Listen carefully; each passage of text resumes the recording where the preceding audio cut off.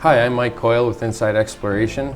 While we were down here at PDAC 2020, we had the opportunity to meet up with Mark Selby, and I thought it'd be a good idea considering he just released his maiden resource update on the Canada Nickel Crawford project. If you're not familiar with Mark, he is the chairman and CEO of the newly listed Canada Nickel Company, which was a spin-off of Noble Minerals Exploration, which we had an opportunity to interview him and Vance and Randy not that long ago. So thanks again, Mark, for meeting up with us. And no, timing's perfect. Absolutely.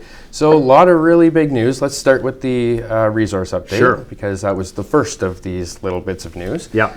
Tell us a little bit more about the resource and 20%. That's all you've drilled. What's that? Yeah. No, I mean, that's the key thing is that, with just less than 20% of the structure drilled, we've already delivered what is one of the 12 largest nickel sulphide resources globally. So just over 900 million tons at 0.25%, and most importantly, there's a higher grade core that runs right through the center of the ore body, comes up to surface, and so within that higher grade core, you're looking at 260 million tons at a grade of 0.31 nickel, and again, there's sizable cobalt and PGM resources that go along with the nickel. That's what I was going to ask about those PGMs. That's a pretty interesting development on that deposit. Yeah, no, we're quite happy with the drilling. We've got palladium and platinum, particularly right through the higher grade core of it, and so I know from past experience with Dumont that those PGMs do show up in a concentrate. So hopefully that'll be the same case, same case here, and we've already got a multi-100,000 ounce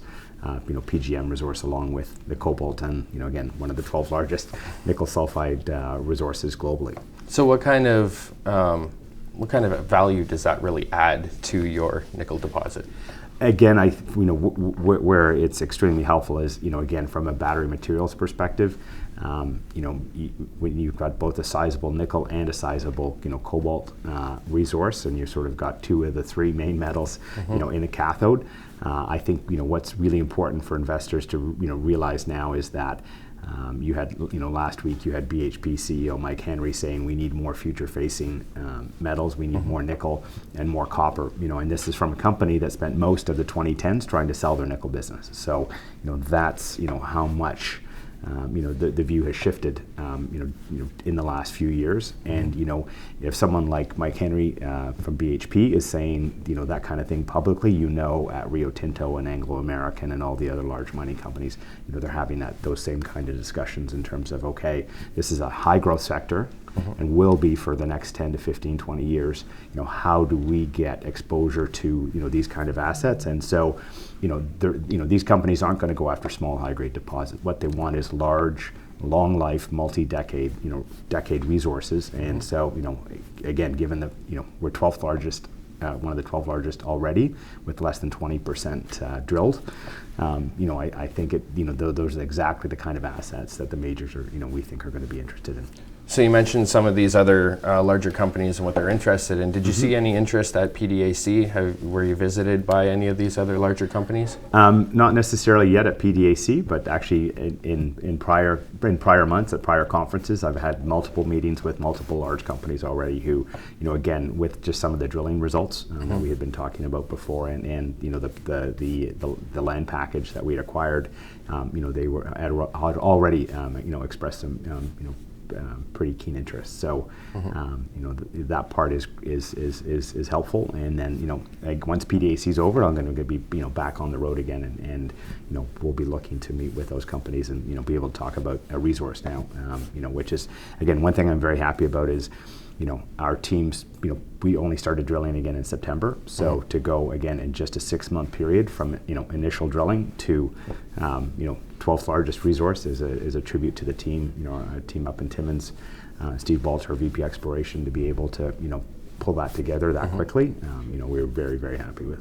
So what's the drilling plan moving forward from here? Yeah, so we're going to continue to now step out to the rest of the the rest of the Crawford package. So, again, we focused on one small area, and there's basically 3 separate structures within Crawford to go after. And as you saw in our recent announcement, we've acquired options on 5 other areas within the Project 81 land package that Noble has. So again, we see similar geophysical footprint to what we have at Crawford. Again, there's no guarantee that all of these deposits are all of these targets are going to come through, but we think now with what we've learned at Crawford, and obviously been able to demonstrate the ability to put a sizable resource together, we're keen to start building what we think is going to be one of the world's largest nickel sulphide. So which is the most interesting of these separate areas that you're going to be targeting first, do you think?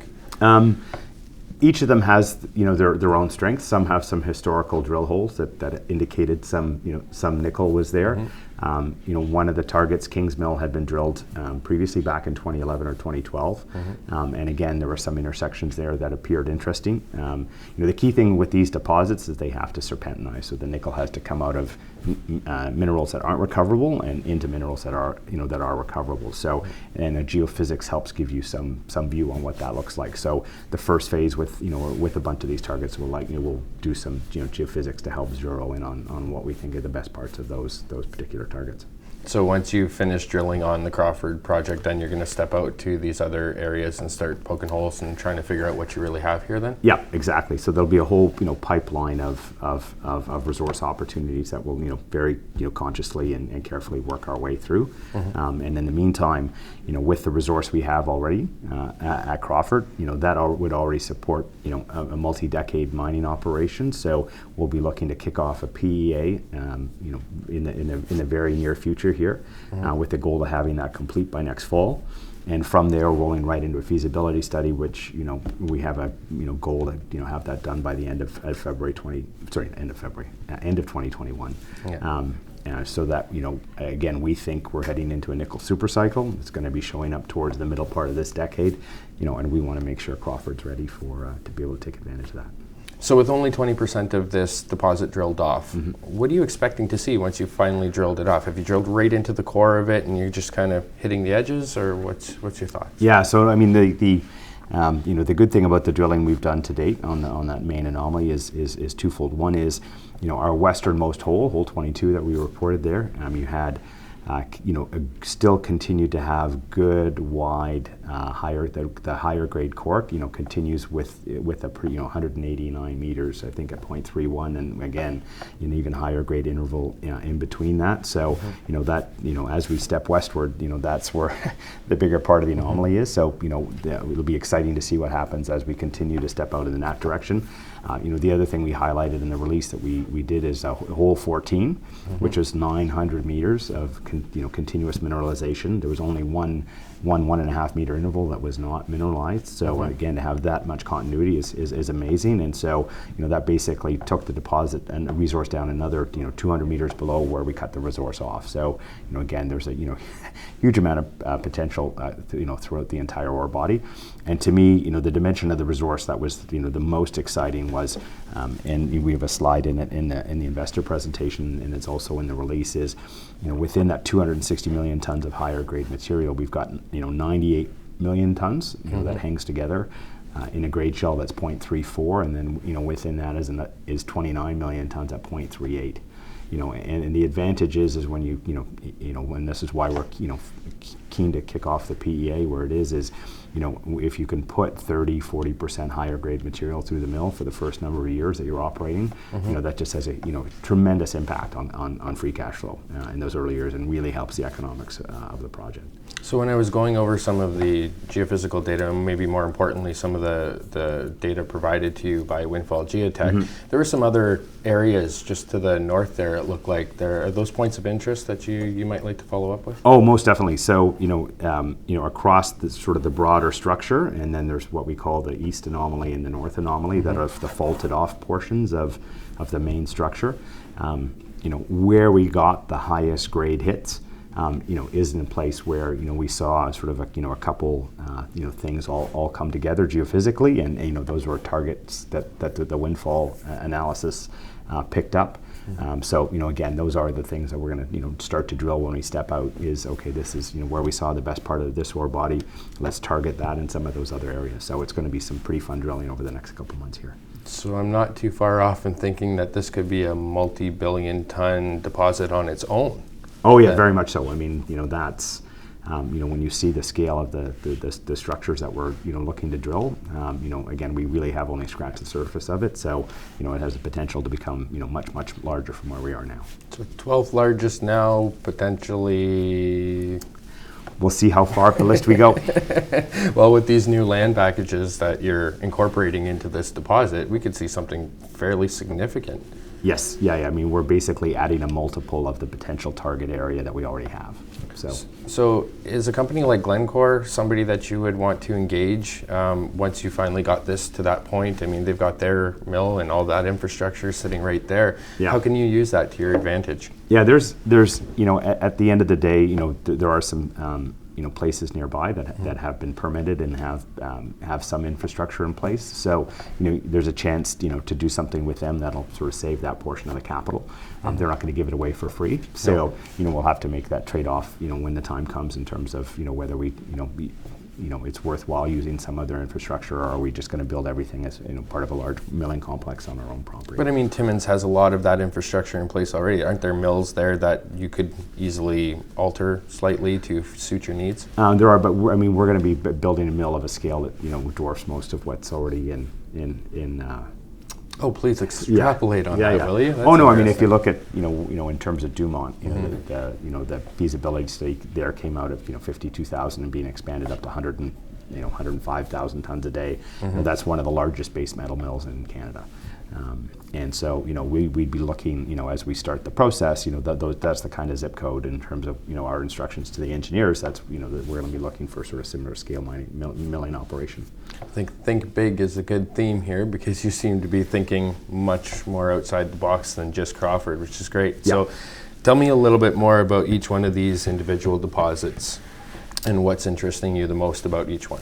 Yeah. So no, I mean, the key thing is there's on each of the packages there are geophysical anomalies that appear interesting based on the limited work that's been done to date. I think that's the thing people need to keep in mind is the amount of work that's been done on those properties is a lot smaller than what we've done on Crawford to date. But the geophysical with these type of deposits, the geophysics really sort of helps really point you in the right direction. So the fact that there's promising geophysics on 4 or 5 of those properties is very attractive. And then again, going back into Kings Mill where they did some drilling 8 or 9 years ago, and being able to use the geophysics to maybe zoom in on what might be the better mineralization within that target, I think is going to be exciting. So explain to people kind of the distance away from your initial Crawford deposit. Like, how far are you really talking from Kings? Oh yeah, it's not a long distance at all. You're talking about some of these targets are kilometers to maybe 10 to 15 kilometers away max. So everything's nice and tightly knit in a nice little package for you to move forward. So you're going to be drilling through the rest of the winter, obviously, focused on Crawford. Yes. And can we expect you to start stepping out in the spring, or more? We need to do the geophysics first. Okay. Yeah, most likely, we'll want to sort of just help us, zoom in, because drilling can be expensive. So so we'll see, as we step out within Crawford and see how that goes, then I think as well that'll help us guide in terms of how we then step out to the rest of the property. Well, I'm looking forward to getting back up there. We'll plan on going back up in the spring anyway, so maybe we'll get you out on site and you can kind of give us a little more of a technical breakdown of what you're doing with the drilling, and we'll leave you for now. But thank you very much for meeting up with us, Mark. All right, thank you, Mike. That's great.